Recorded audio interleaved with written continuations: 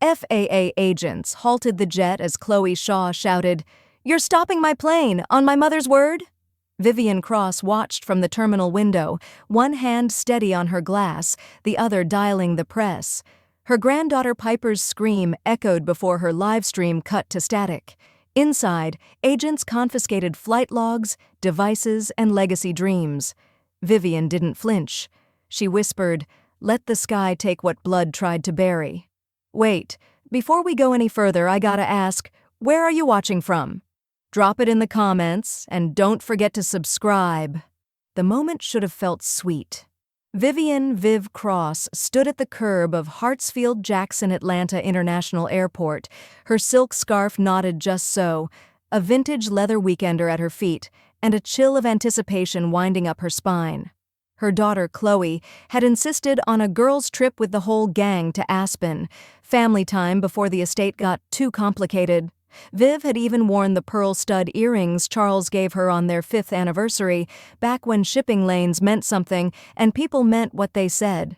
Chloe slid from the black SUV in athleisure that cost more than Viv's first car. Behind her, Gregory adjusted his designer sunglasses like he was allergic to sincerity. Piper, barely looking up from her phone, trailed behind them like a shadow with Wi-Fi. "Here," Chloe chirped, handing Viv a small, resealable plastic bag.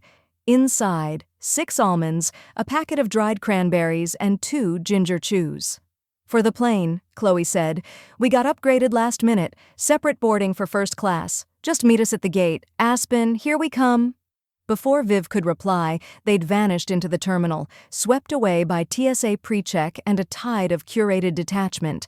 Viv walked to gate B14, heels echoing across polished tile. There was no flight to Aspen on the monitor. She checked the paper Chloe had handed her, nothing but her name and a confirmation number that triggered only an error on Delta's kiosk. Her calls to Chloe went straight to voicemail. She waited. 15 minutes, then 30, then an hour. She tried Gregory's number, no answer. She pulled up Instagram to kill time, and stopped dead. There they were. Chloe, Gregory, Piper, in a cabin of soft leather and champagne sparkle, captioned, "Family First." Aspen-bound on legacy trip. The photo showed 3 flutes clinking, 4 seats. The empty one faced the camera. Viv sat down hard on a bench near a Hudson News. A child cried somewhere to her left. A businessman sneezed without covering his mouth. Overhead, Flight 437 to Minneapolis began boarding zones 1 through 3.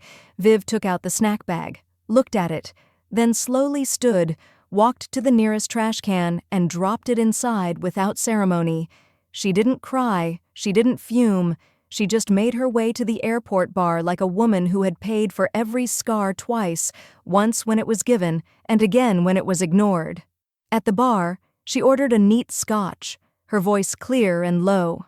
One stool away, a man in a pressed uniform nursed a mineral water and watched the departure board.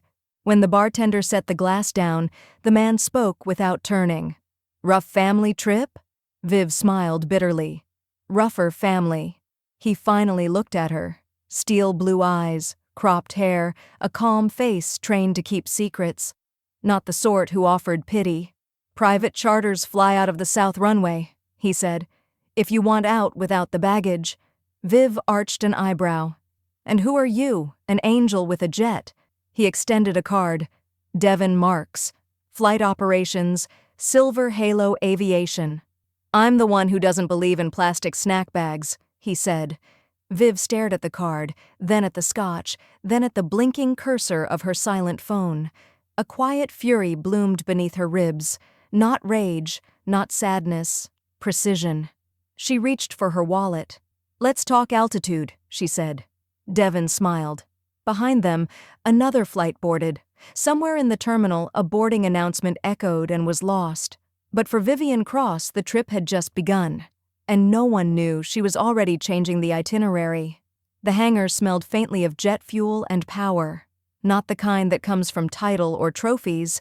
This was quieter, sharper, the sort of power that wears wool, tips in hundreds, and doesn't ask for permission. Vivian Cross stepped into the cabin of the Gulfstream G600 like she'd been born to it. Devin held the door, watching her ascend the stairs with a poise that belied her age. Her scarf fluttered in the breeze, ivory silk patterned with ink-drawn maps from her travel writing days. She took in the cream leather seats, the walnut trim, the cold glass of water already waiting. Then she turned to Devon. "How soon can we be in the air?" 20 minutes. I filed the flight plan the moment you nodded." He smiled. Didn't seem like a woman who changes her mind. She dropped into the nearest seat and crossed her legs. "No, Mr. Marks, I change outcomes." They were at 41,000 feet when she made the first call. "Put me through to Eli Goodman," she told the concierge tablet, voice crisp. A moment later, the screen flickered. Her longtime attorney's face appeared, eyeglasses askew, cufflinks undone. "Vivian," he said, eyebrows rising. "Where on earth are you?" "Over Georgia," she replied, sipping her scotch. "But I have a feeling Chloe's been somewhere else, namely, my estate paperwork." Eli adjusted his frames. "I was just about to call you. She's been sniffing around.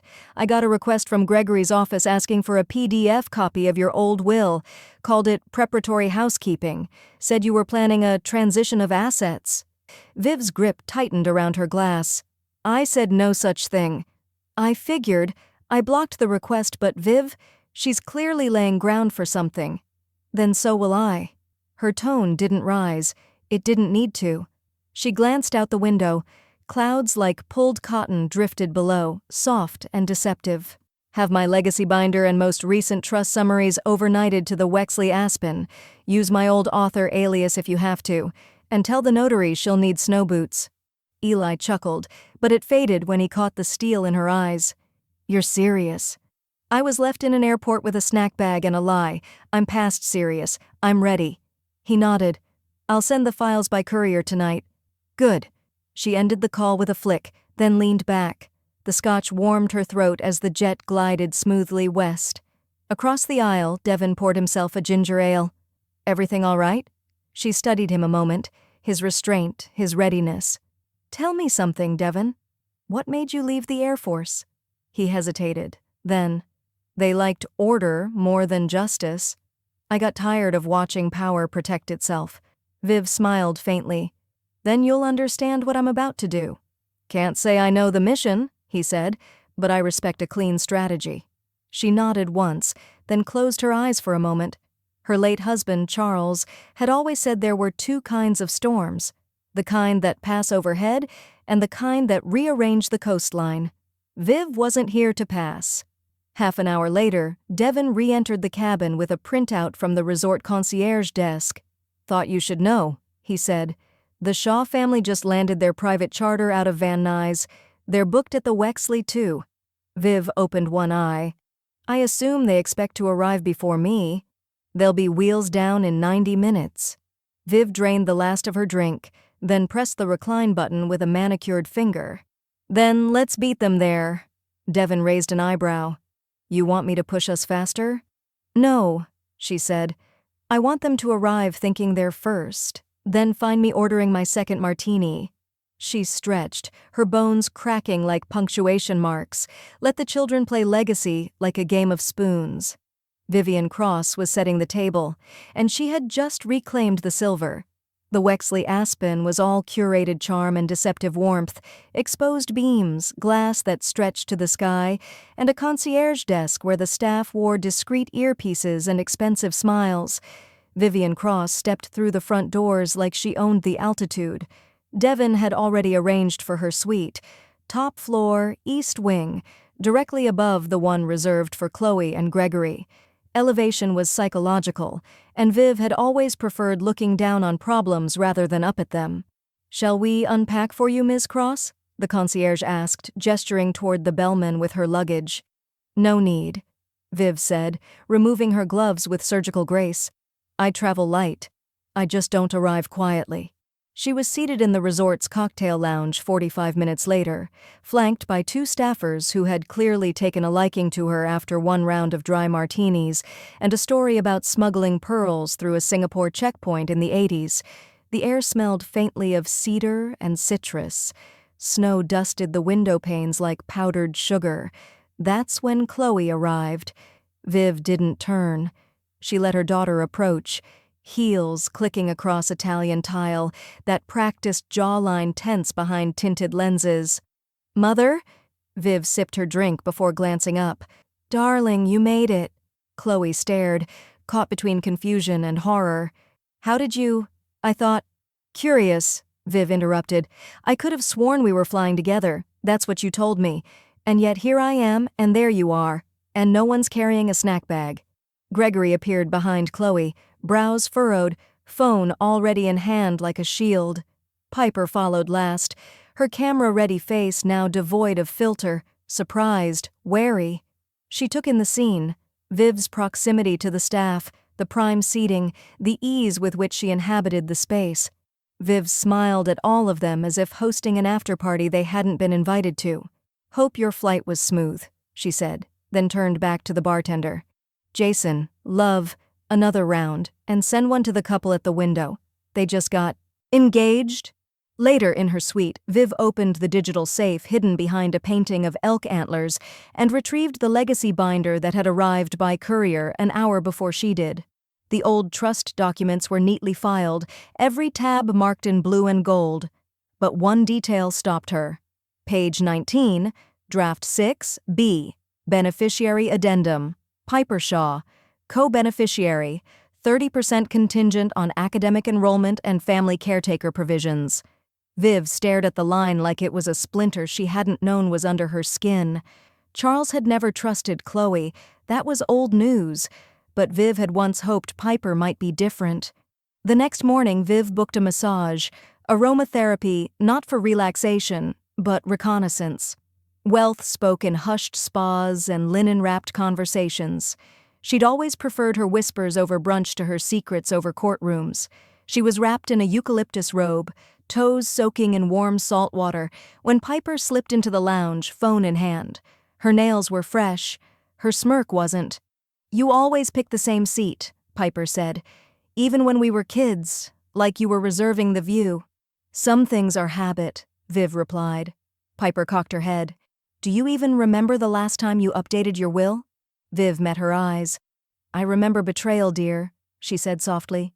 "Quite well." Piper blinked, just once. Viv leaned forward.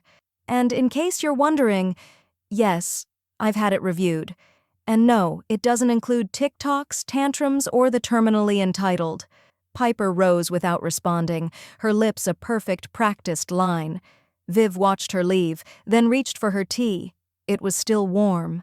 Back upstairs, she wrote one line in her journal. "They think legacy is something they inherit, not something they destroy." Then she underlined the word destroy, twice. She closed the book, walked to the window, and looked out over the valley. Below her, Chloe's balcony was empty. Above her, the sky was clean and cold, and Vivian Cross smiled, because revenge was a climate, and she'd just adjusted the pressure. The jet cabin was quiet, insulated from the turbulence below. Crisp sunlight flared off the wingtip as Vivian Cross adjusted her reading glasses and tapped the tablet balanced on her knee. On screen, Eli Goodman blinked against the cabin's glare and said, "Viv, you sure you want to do this mid-air?" She sipped black coffee from fine bone china.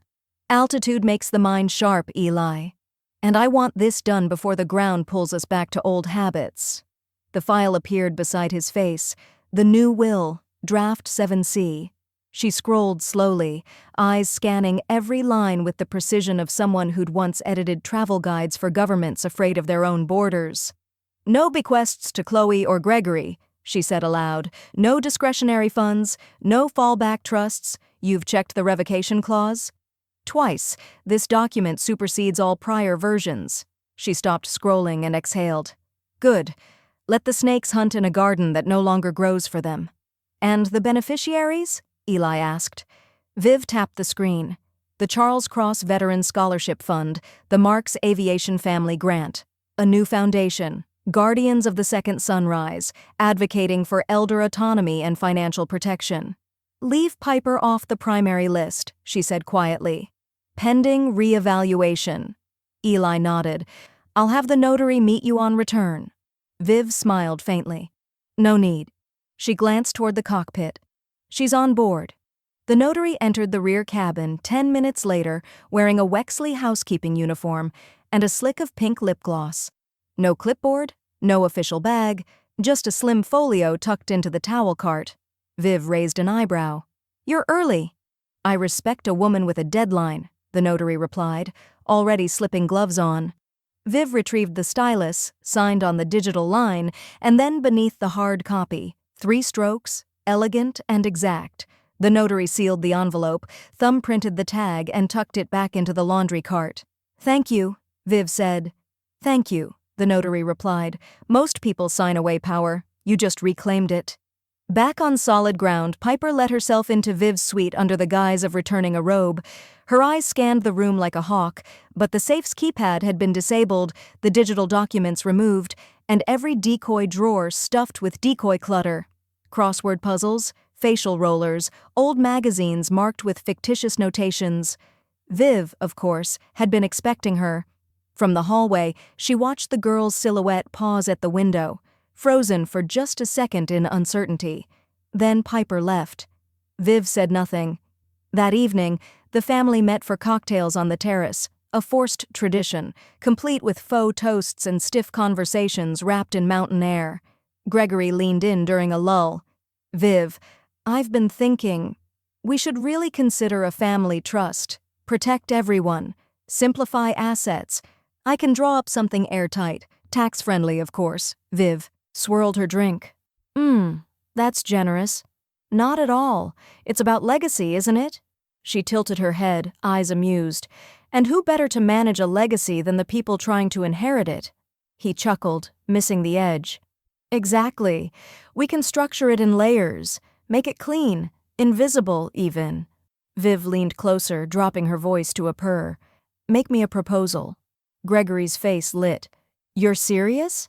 "Absolutely.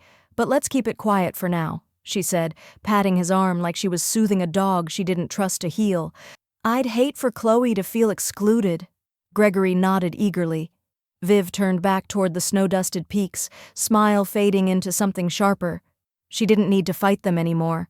She just needed to let them walk into their own design. And when they reached the center, they'd find it hollow, labeled, reserved for ghosts.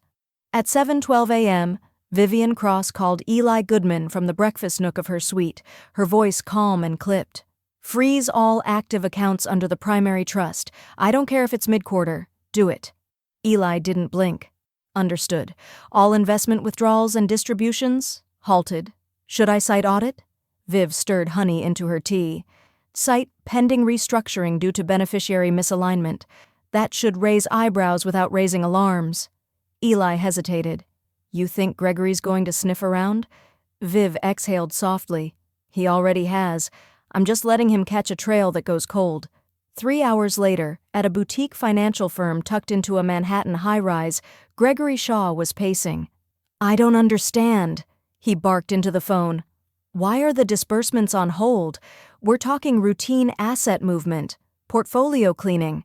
On the other end, a junior associate stammered something about compliance flags and beneficiary reviews. Gregory hung up, jaw clenched.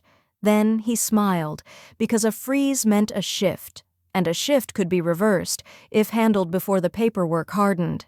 By lunchtime, Chloe was at Viv's suite, all sugar and suspicion. "You've seemed distracted," she said, crossing her legs on the velvet ottoman like she still owned the room. "Is everything all right, Mother?" Viv looked up from her crossword, glasses perched on her nose. "Just considering some changes." "To the estate?" "No," Viv said sweetly. "To myself. I've been thinking about memory care, proactively, of course, before I get too fuzzy to know what day it is." Chloe blinked once, quickly. "Mother, don't talk like that." "Why not? You've already done so much of the thinking for me." There was a flicker of panic behind Chloe's smile. She adjusted her scarf, grasping for ground.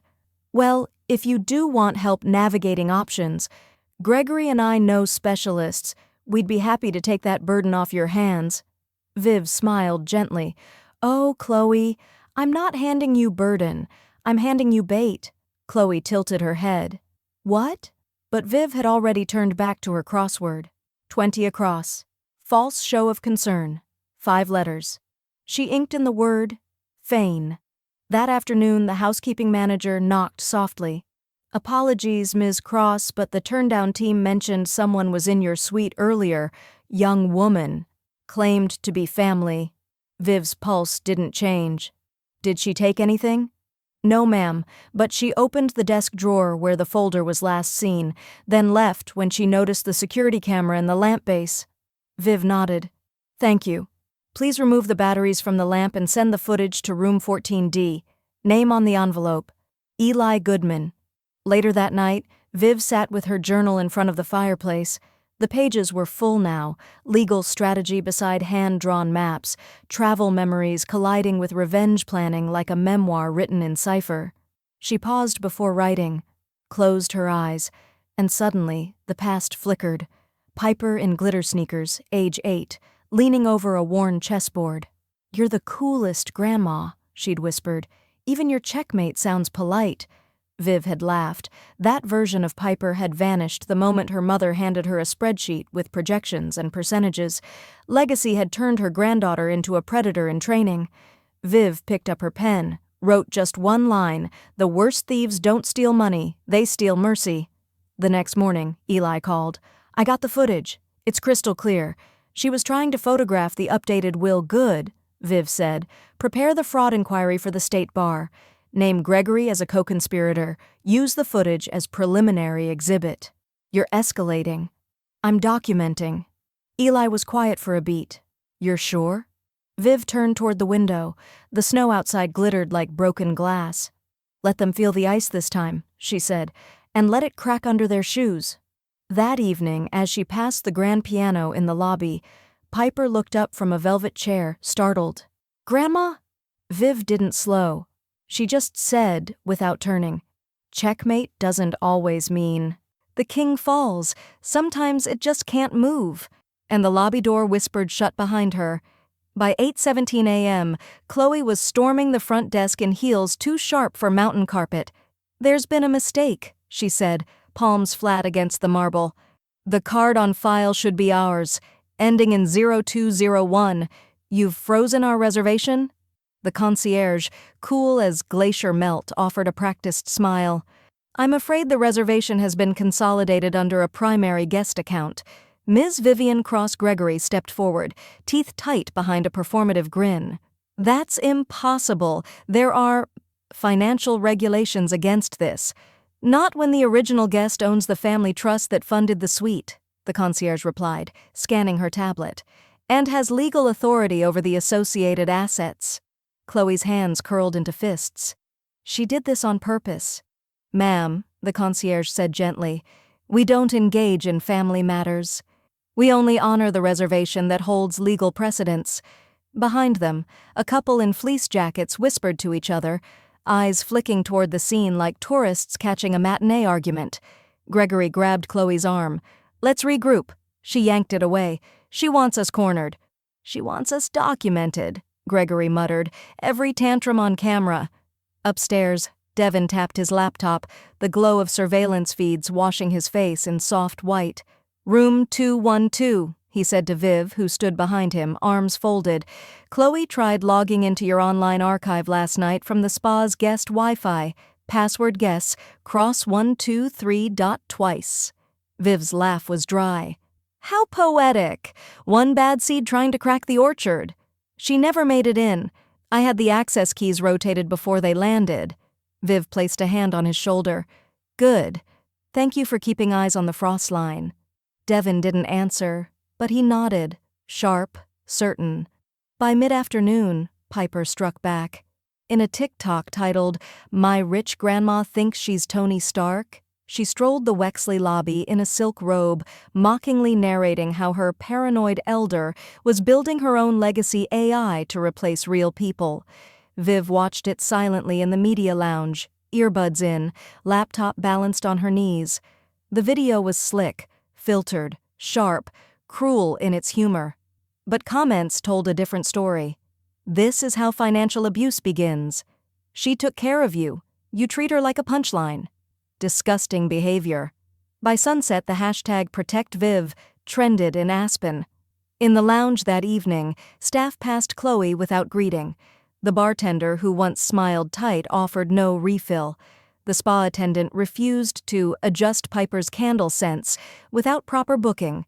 Viv watched from her window, tea in hand, as the frost between them thickened. It wasn't vindictive, it was natural. The mountain always respected gravity. She found Piper by the sculpture garden just before dusk, phone down for once, watching a crow pick at the snow. "You came to gloat?" Piper asked without looking up. "No," Viv said, "to walk." They stepped side by side through the iced trail, boots crunching. The air tasted of pine and cold truth. "You were different once," Viv said quietly. Piper scoffed. "I was 8. I also believed in unicorns, and that college wasn't a transaction." Viv didn't argue. She simply kept walking. "I'm giving you one last chance," she said finally, "to choose legacy over greed, to be someone who builds, not siphons. You don't have to inherit power to be powerful." Piper stopped, looked her dead in the eye. "You'll be dead before the ink dries anyway." Viv blinked. "Then I'll make damn sure the ink's indelible." Back in her room, Viv opened her laptop. The legal documents glowed like armor. She didn't shake. She didn't rage. She simply typed one note at the top of the final record. "The glacier does not rage. It remembers, and then it erases." Outside, snow fell silently, and in the valley below, the frost began to spread. By 6 a.m., a press liaison from the Cross Foundation stood in the snowy vestibule of the Wexley's business suite, clutching a leather folder and a USB drive like they were keys to a vault. Vivian Cross reviewed the statement with a pen poised like a scalpel. "We are proud to announce a strategic realignment of the Cross legacy toward public empowerment and elder autonomy." She adjusted one clause, tightened a phrase. "Remove the word philanthropy," she told the liaison. "This isn't charity, it's correction." He nodded and disappeared into the snow, headed for the nearest Wi-Fi with a transmission deadline. By mid-morning, the Foundation's official channels lit up with the announcement. A wave of interest followed within the hour. Media queries, boardroom requests. 3 syndicates offered interview slots before lunch. Viv declined them all. She wasn't interested in a victory lap. She was designing the exit ramp. Gregory was in the lobby lounge when a plainclothes courier handed him a manila envelope marked with a single line, "Notice of Inquiry, State Regulatory Audit, Preliminary Findings." He opened it slowly. Inside, 6 pages of questions, none rhetorical, each referencing flagged portfolio movements tied to the Cross Trust over the past 6 months. His hands trembled once before he buried the folder under a throw pillow and walked straight to the bar. For the first time in his life, he didn't order top shelf. Upstairs, Chloe opened her envelope over breakfast, still in silk pajamas, flakes of croissant clinging to her nail polish. The letter was brief, brutal. "Effective immediately, I intend to sever all remaining financial interdependencies between us. The accounting will reflect that choice." Viv. She read it twice, then a third time. Gregory entered just as she crushed the paper in her fist. "She's doing this," Chloe hissed.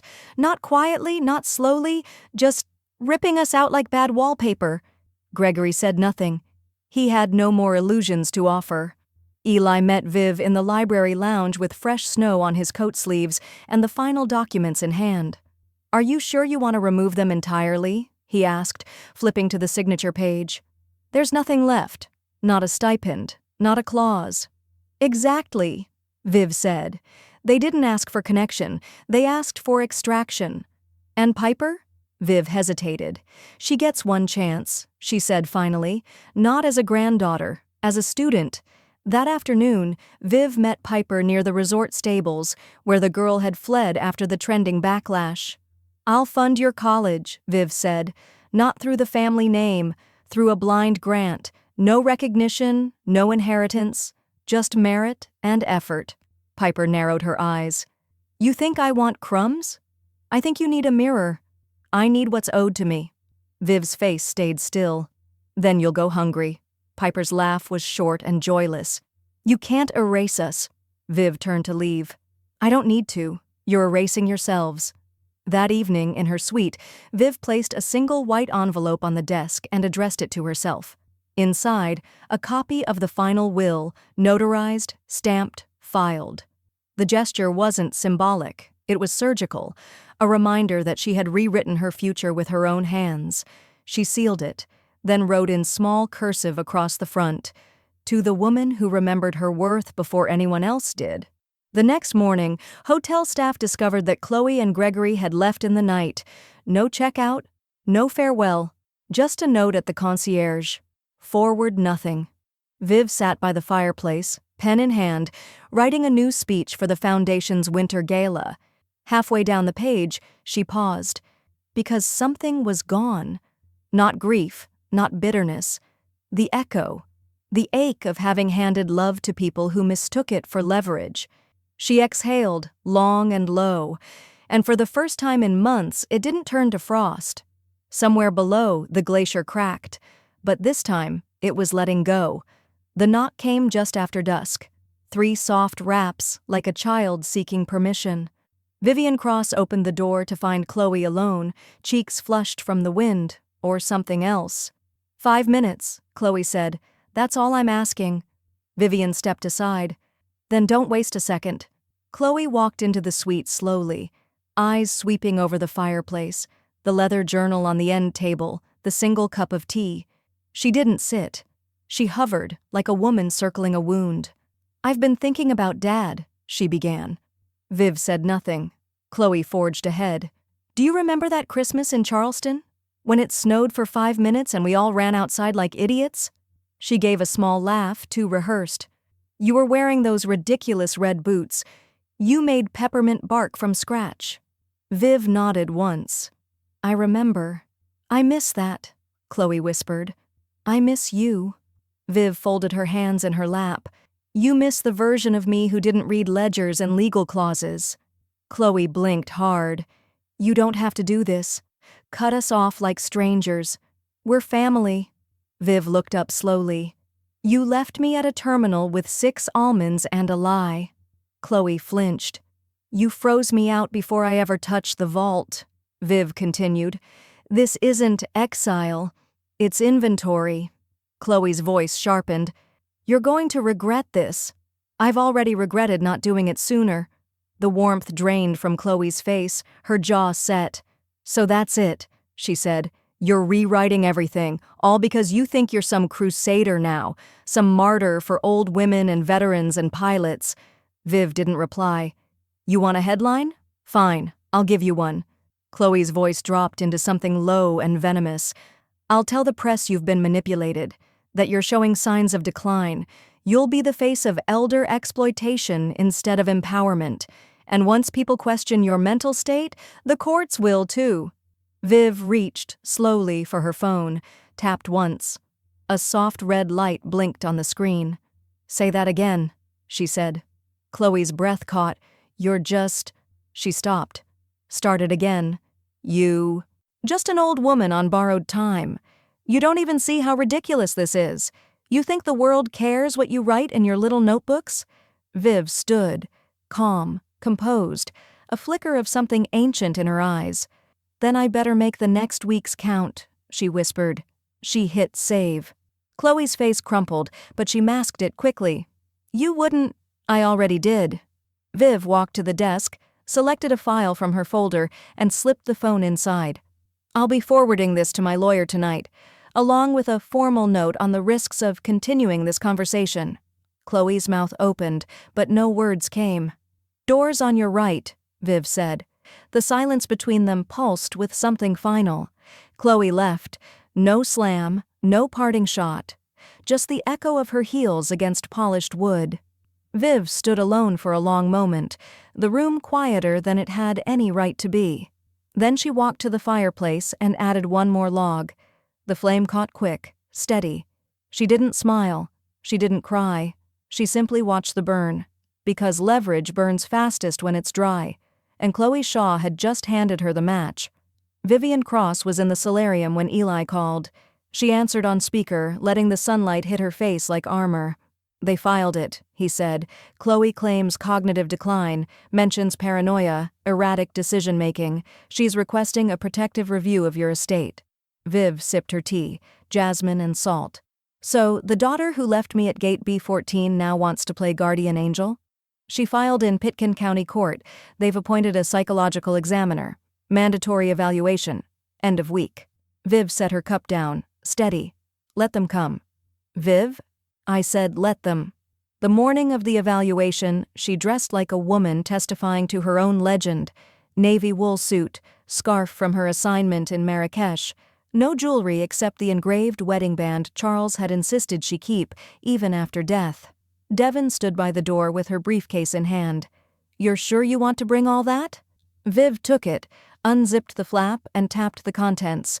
3 first-edition books with her name on the spine, a binder of published travel columns, and a journal tracking her daily schedule for the past 10 months. Let them try to call this madness, she said. I call it memory. The evaluator arrived at the Wexley's conference lounge. Mid-30s, gender-neutral clothing, clipboard with no brand. I'm Dr. Keene, they said, extending a hand. Viv shook it once, firmly. Let's begin. They sat at the long walnut table, sun catching the frost outside. For 40 minutes, Dr. Keene asked questions. Complex sequences, moral hypotheticals, memory cues. Viv answered each with precision. Named every president in reverse order, cited obscure capitals, told a story about the time she smuggled a coral pendant through Istanbul by hiding it inside a diplomatic envelope. Dr. Keene smiled. You've traveled. Viv tilted her head. I've endured. Back at her suite, Eli was waiting. She emailed the examiner before the visit, he said, holding up his phone. Suggested you were in a dissociative state and might fabricate intelligence to mask early decline. Viv's eyes narrowed. Can we prove intent? I already pulled the metadata. It was sent from her personal address, time-stamped 6 hours before Dr. Keene arrived. Perfect, Viv said. Then we escalate. Eli smiled grimly. Countersuit filed. Elder coercion and intentional estate interference. We'll serve her at lunch. At Gregory's firm in New York, the fallout hit by 3:12 p.m. An internal audit flagged 3 overlapping trust transfer requests with Viv's name misspelled. An old trick Gregory used to bypass legal review. By 3:45, he was placed on administrative leave. By 4 o'clock, the firm's compliance officer called to confirm they were cooperating fully with the state inquiry. The legacy he'd tried to pocket was evaporating, line by line, clause by clause. That night, Viv lit a candle on the windowsill. Not out of sentiment, out of signal. A storm was moving in, not of snow, of consequence. She picked up her pen, opened a fresh page in her journal. They filed to question my sanity. So I gave them memory, legacy, and law. And at the bottom, may their next strategy be smarter than their last. At 6:48 a.m., Chloe received a text from Gregory, suspended, email under review. We're being watched. She didn't respond. Instead, she called her mother. Viv let it ring. Then sent back a single message. Insanity is doing the same thing twice and expecting a trust fund. No emoji, no signature, just clarity. Brighter than the snow outside, and colder too.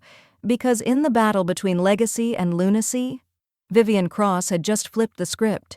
Vivian Cross sat in the resort's private business suite, fingers moving swiftly across the keyboard, her breath slow and deliberate. Devon stood a few feet away, watching the cursor blink like a pulse. The message was direct, factual, and devo. Of drama, to whom it may concern. I am filing a flagged traveler alert on the following individuals, citing financial elder abuse, attempted coercion, and unauthorized access to protected accounts. Attached were dates, document screenshots, and video stills. Piper reaching for the will folder, Chloe's email to Dr. Keene, Gregory's altered transfers. The kind of file that didn't cry wolf, it simply howled with proof. Viv hit send. The message disappeared into the encrypted pipeline bound for TSA, the FAA, and a state-level financial crimes task force. Devon leaned over. You sure about this? She didn't look up. They booked a jet for this morning. tail number 7 NFX. Gregory's name is on the flight plan. It's the one line they forgot to blur. Where to?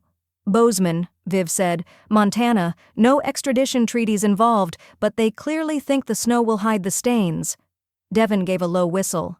They don't know the snow reports to you now. Viv finally smiled. Let's go watch a plane not take off. The tarmac at Aspen-Pitkin County Airport shimmered under mid-morning sun. From a quiet corner of the observation lounge, Viv stood beside Devon, binoculars in hand, coffee cooling beside her elbow. Across the runway, Chloe, Gregory, and Piper walked toward the sleek white Gulf Stream, a trio of polished panic. Gregory was on his phone. Chloe barked orders at a flight attendant. Piper adjusted a fur-lined hood and barely glanced up from her phone, but as they reached the stairs, something changed. An unmarked black SUV pulled alongside the aircraft. Two men in aviation regulation jackets stepped out. One raised a hand, the other pointed at the jet. Within moments, the flight crew backed down the stairs. A clipboard was presented. Gregory's posture shifted, from annoyance to alarm. Viv's lips barely moved. Right on schedule. Inside the plane, everything stalled. FAA officers conducted an impromptu audit. The captain was pulled aside. Documentation was seized for routine inconsistencies, Gregory argued. Chloe threatened legal action. Piper live-streamed, briefly. Then her feed went black. Back at the resort, Viv opened a new email draft. Subject, timeline. Elder abuse pattern, verified no sender name, no signature, just attached evidence, and a message.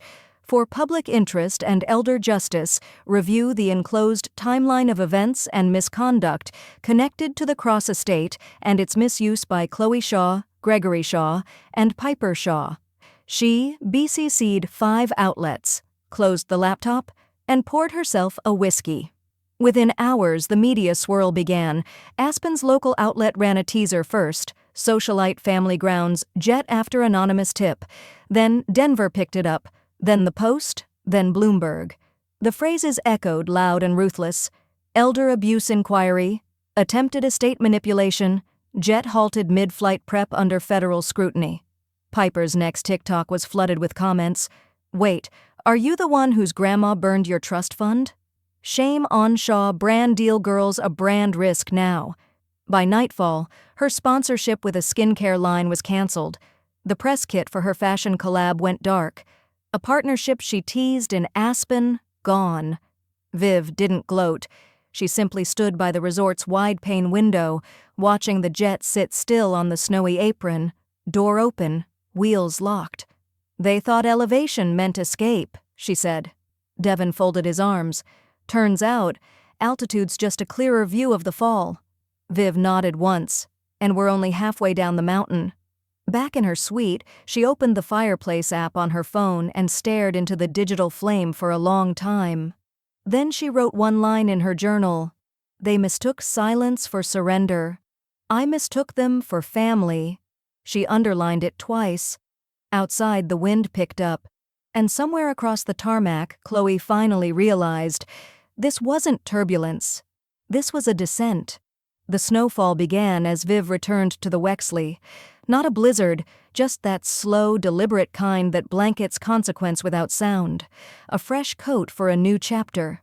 The valet opened her door with something closer to reverence than routine. Welcome back, Ms. Cross inside. The concierge stood taller than usual. Your suite has been refreshed, and the chef prepared your favorite, lemon rosemary scones. Staff passed her with nods, not smiles. Not out of fear, but respect. The kind you don't demand. The kind you earn. She stepped into the elevator, scarf undone, a dusting of snow still melting in her hair. It was the first time in years she didn't feel followed, not by memory, not by fear, not by obligation, just gravity. Upstairs, Devon waited by the fireplace, 2 mugs in hand, 1 tea, 1 bourbon. Viv accepted the tea without comment, but her glance held something warm. Most clients don't take down a jet on my watch, he said. She raised an eyebrow. Most pilots don't know how to hold altitude without needing the spotlight. He handed her a folder. I took the liberty of draft. A proposal. She flipped it open. A contract. 1 page. his official offer to remain her full-time personal travel coordinator and logistical advisor. With one note scribbled at the bottom, "I prefer navigation with altitude and intent." She looked up. "You planning to disappear after Aspen?" "Not unless I'm told to." He paused. "You've got places to go, people to outlive." Viv smiled. "Let's chart it." That night she sat by the suite window, pen in hand, journal open, staring at the untouched scone on her plate. She hadn't spoken to Chloe since the tarmac, hadn't needed to. Her silence had become a language, not retreat, not coldness, surgical. Because when words lost meaning, silence rewrote the contract. A cream-colored envelope arrived the next morning, left at the front desk by a courier with no badge. Inside, a note in Piper's handwriting. No apology, no explanation, just 4 sentences. "College apps are due in 2 weeks. Everything's closed off now. I'm not asking for an inheritance, just tuition, please." Viv folded the paper once, then walked to her desk and opened her laptop. 3 clicks later, she was on the donation page for the Women's Aviation Network. She created a scholarship, anonymous, renewable, merit-based, in Piper's name, but not for her. The fund was earmarked for girls with no legacies, no safety nets, just sky in their eyes and frost in their veins. She hit submit and never mailed a reply. By afternoon, Eli called.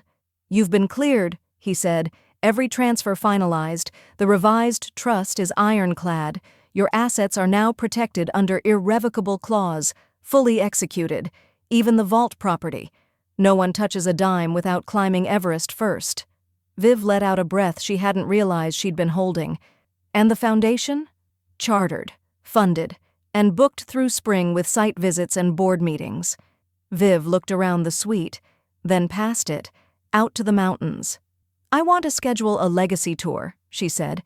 "Every place they told me I was too old to go, or too fragile, or too female." Eli chuckled. "That's a long list." "I've got time," she said, "and a travel advisor." Later that night, Viv opened her journal, wrote a single heading across the top of the page, "Destinations They Forbid."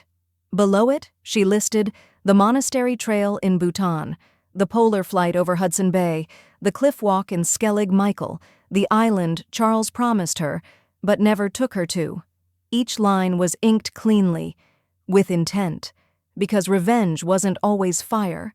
Sometimes it was distance, measured, chosen, earned. Outside, the snow continued, quiet, indifferent, pure.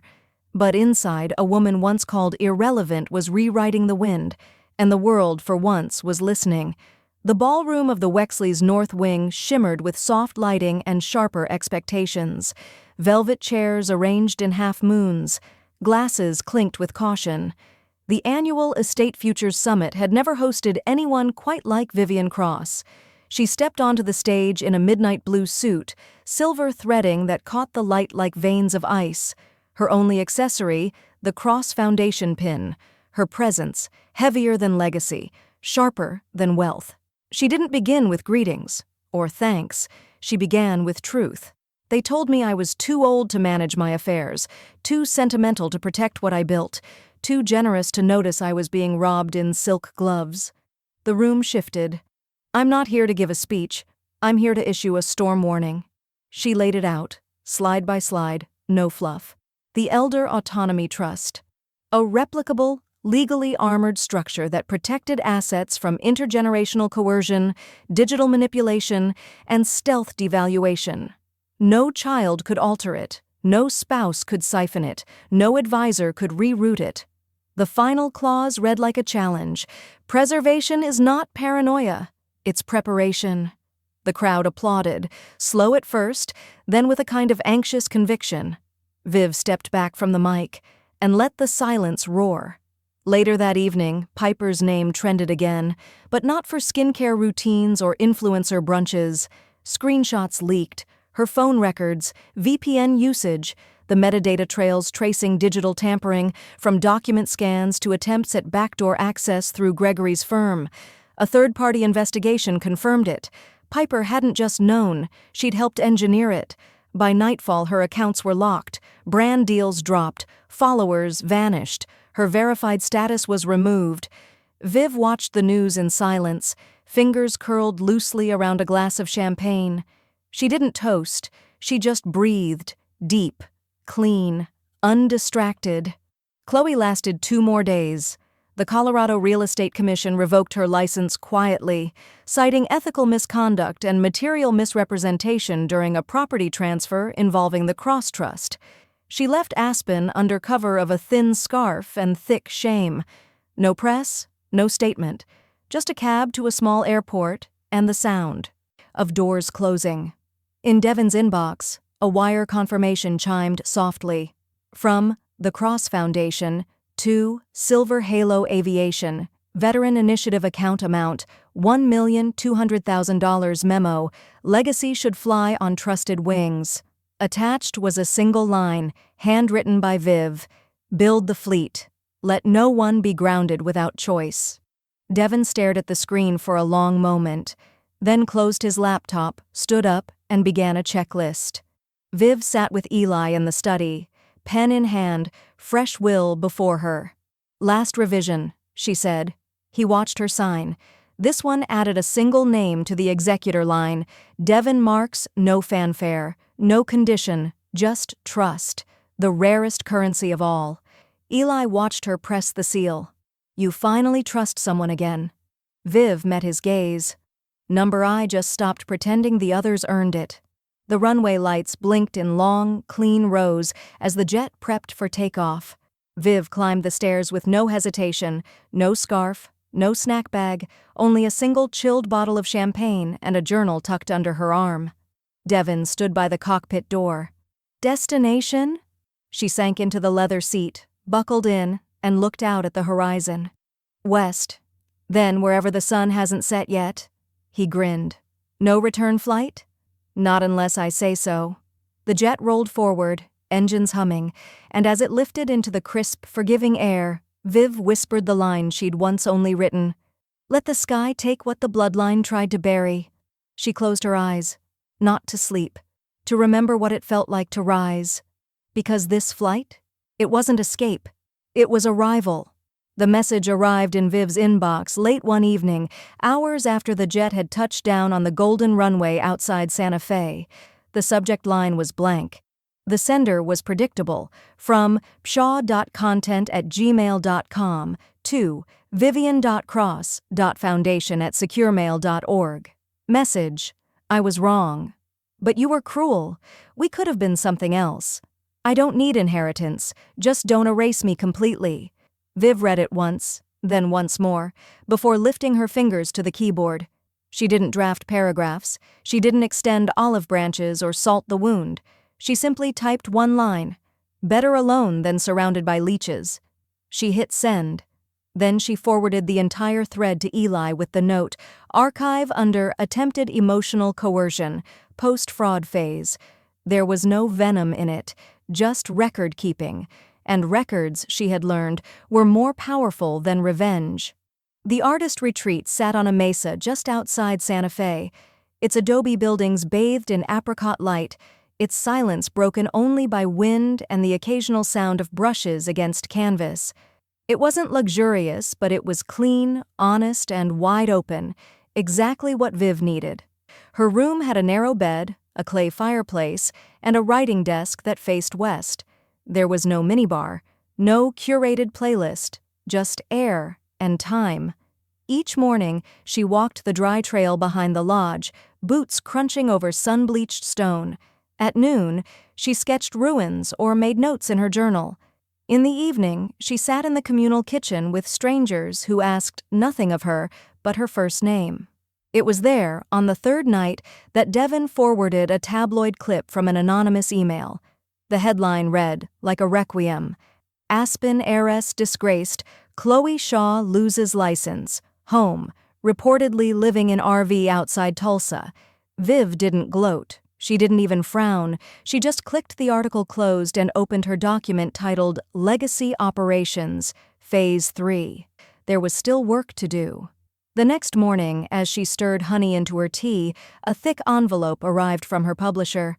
The return label read, The Atlantic Monthly, Editorial Division. She slid it open, expecting notes. Instead, she found a mock-up of the March issue cover, her byline stamped in silver foil. The Terminal Strategy, Notes from the Edge of Inheritance. By Vivian Cross. The essay had begun as a letter, then became a blueprint. And now it was a wildfire. Within 72 hours of publication, the Foundation's servers logged more than 6,000 inbound messages.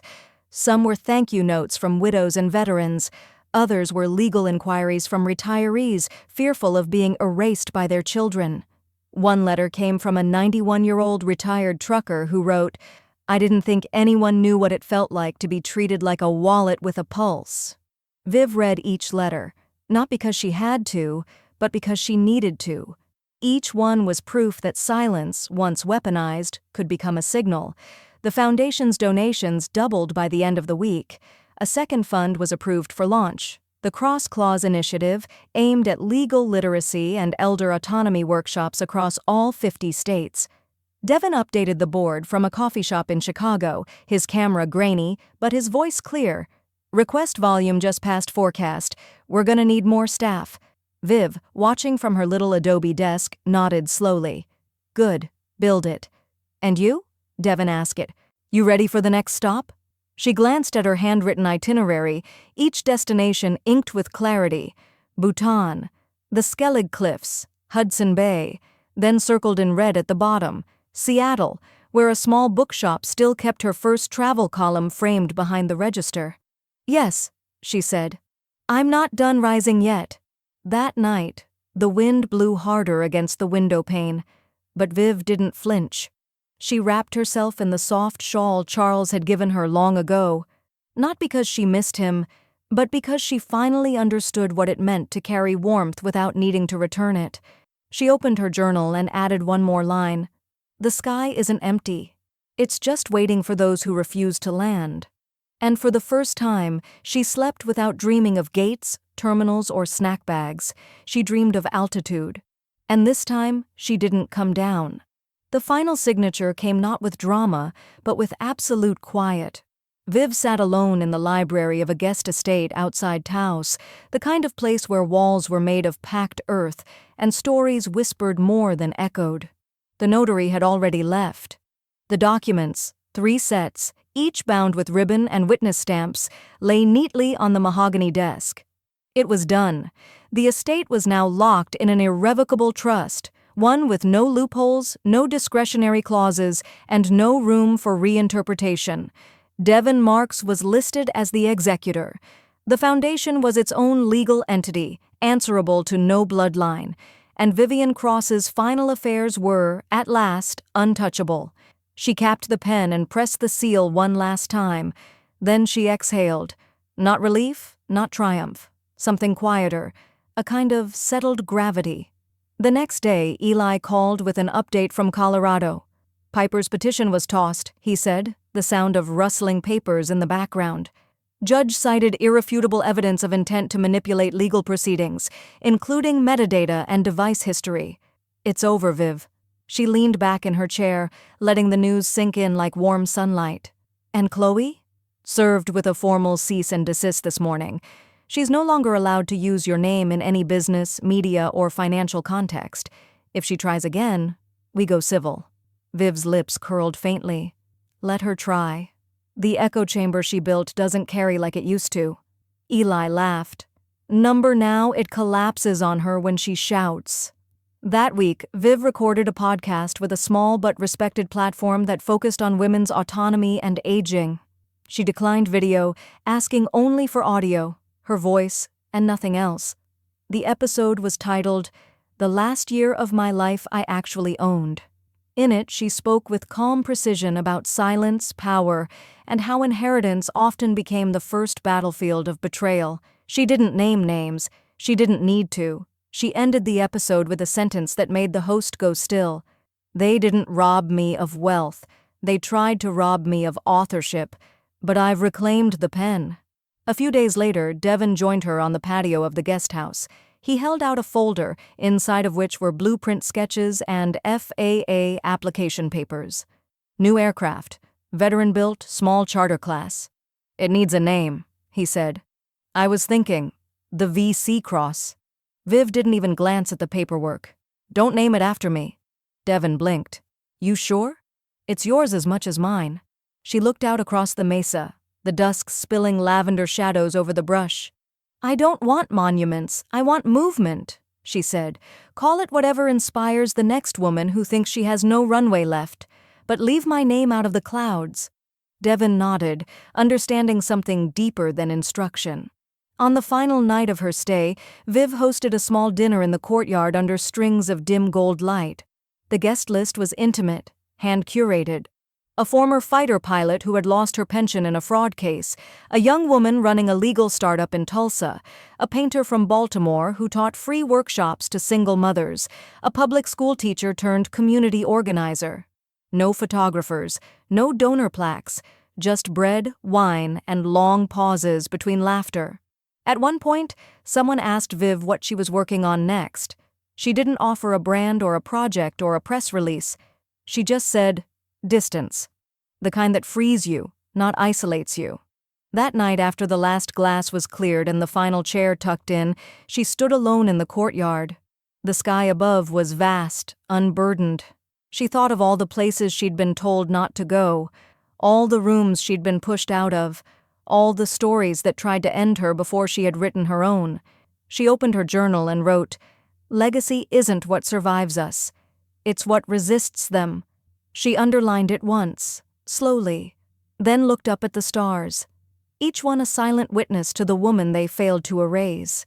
And somewhere beyond the mesa, a wind carried her name without asking who it belonged to. It simply moved forward, like her. The morning sun spilled across the hillside in soft, honeyed layers, painting the adobe walls of the retreat in warmth that didn't need to be chased. Vivian Cross sat at the edge of the wildflower garden, shawl draped over her shoulders, the same one she'd once worn at a gala no one dared to forget. Her tea had gone cold, but she didn't mind. Some things didn't need heat to be strong.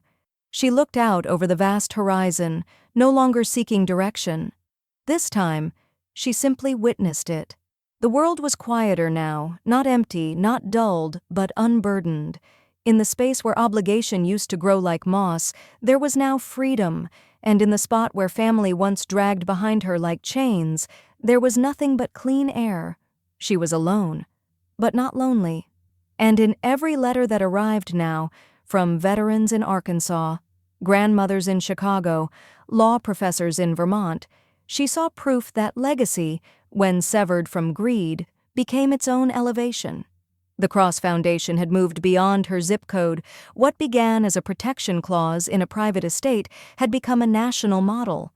Universities used her structure as a case study. Bar associations cited her name in ethics workshops. And at least 3 independent law firms had started entire practice groups modeled after the Elder Autonomy Trust. She didn't sit on the board anymore. She didn't need to. People who never met her now protected people like her. That was enough. The gala was held in Washington, D.C., in a building once reserved for marble egos and half-meant tributes. But this one felt different. No one read from teleprompters. No family gave forced speeches. There were no staged photo ops. Devon stood beside her in a tailored gray suit, the lapel pin subtle but unmistakable. Eli was next to him, older now, a little grayer, but just as sharp. The plaque unveiled that night didn't mention her children. It didn't list battles. It listed victories. For the unnamed, for the erased, for the woman who rewrote the rules without waiting for permission.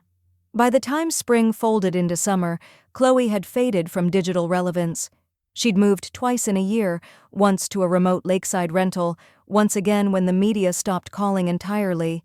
Piper had scrubbed her online presence, rebranded once, then again, before sponsors stopped responding. They had become what they never feared enough: forgettable. Meanwhile, strangers whispered about Vivian Cross like she was an equation. Unsolvable. Undeniable. And that, too, was enough. Viv sat one afternoon at her desk, now relocated to a smaller home near the coast, and wrote herself a letter. It wasn't long. Just a few words, penned in deep blue ink. Well played. She folded the note, slipped it into a leather envelope, marked it, to be opened by no one but Wind. Her final instructions were tucked inside the Foundation's secure archive. Devon would know where to find them. No funeral, no marble, no forced gathering of people who pretended to know how I lived. Instead, she asked for one thing, a single flight, unannounced, untracked, scatter the ashes from the sky, over the same ridge she once crossed alone, long before the lawsuits and betrayals and forced holidays, where the wind moved sideways and the clouds opened like pages. She boarded the jet quietly one morning years later, long after most people assumed she'd retired for good. Devon was at the door. He didn't speak. He just nodded. She stepped into the cabin with no luggage, no entourage, no snack bag, just the small envelope in her lap. The cabin door sealed behind her. The engines whispered to life. As the plane lifted from the runway, Viv closed her eyes, not from fatigue, but from readiness. This wasn't escape. It wasn't even legacy. It was the answer to every silence she had survived. And when the flight reached cruising altitude and the sky opened up like it always did for her, Vivian Cross, executor of her own damn name, finally disappeared on her own terms. Not vanished. Claimed.